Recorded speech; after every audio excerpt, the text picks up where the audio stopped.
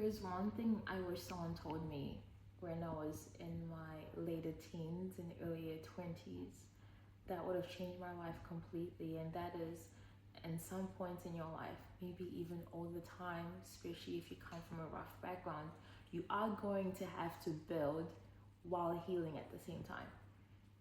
Imagine yourself holding a shovel whilst holding a shield.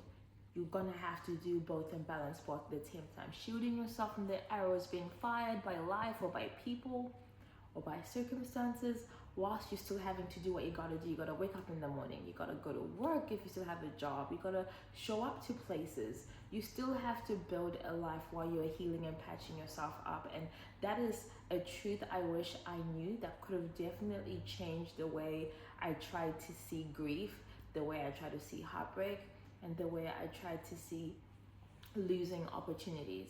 That you're gonna have to still get up in the morning and face the world. The world does not stop, even though it feels like yours has. And for the sake of your own life and for the sake of everything else, in order for when you do finally come out of that darkness or that black hole, you still have something left behind. Because sometimes it comes to a point where you've grieved or something died and then you die alongside with it. And then when you feel like coming back to life again, there is nothing to come back to life to, because we're not tending our gardens. You are not tending to at least the basic necessities of looking after yourself. So now you have all these health issues, now you have all these weight issues, now you have all these scattered friendships. And I think the best thing that you can possibly do, especially if it comes to friendships or relationships, you definitely speak on where you're at. Even if you do not have the words, you can say, hey, I have nothing right now. And those who definitely love you and those who matter, they'll understand, they'll be there, they'll have patience, they'll have perseverance and long suffering, which is one of the characteristics of love.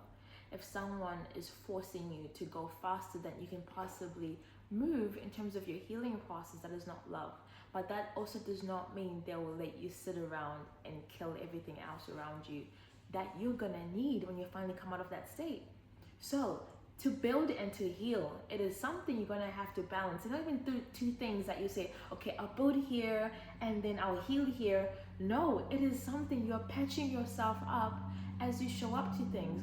You're entering rooms while you feel, when your eyes are shiny, you just came from crying, you're about to cry, but you won't. You're hugging people and it still feels like they're glass shards in your body. When you hug people, it's painful. That is the process of building while still healing. Obviously, do not go into areas where you over trigger yourself and just build a bigger hole for yourself. But it is a moment where you kind of have to understand that it is a dichotomy of life. It is the contrast. There is no black and white. It is very much gray. It is very much a circumstance where it's like life is still happening and life has to move on.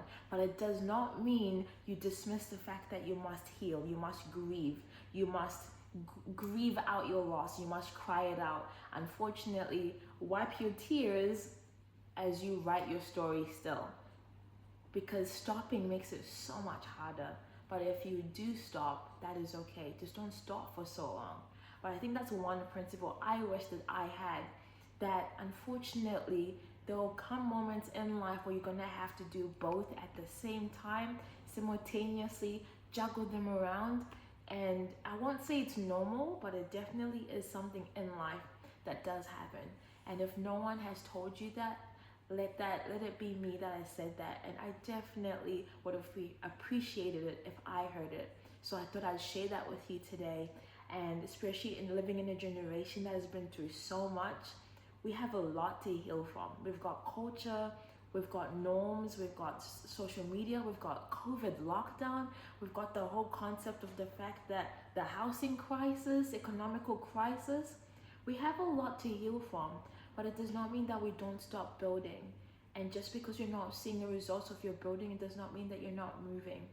The fact that you're still operating with all your bandages, with all your wounds, that's amazing. But you have to keep going. If you can't run, crawl, limp, whatever it is, scrape yourself through the ground, you, looking back in hindsight, that is something you'll be most grateful for, that you didn't stop. But if you do stop, know that it's okay, but let it be for a moment. Don't stay where you are, don't die here. Get up. Do both. You're gonna have to do both. You'll figure it out. Your body knows. But once you start telling it, I gotta keep going, without ignoring what you're going through, you'll be just fine. So just know that, unfortunately, those are some things that life will demand out of you, and it has happened before, and it does happen, and I guess you're one of the lucky ones.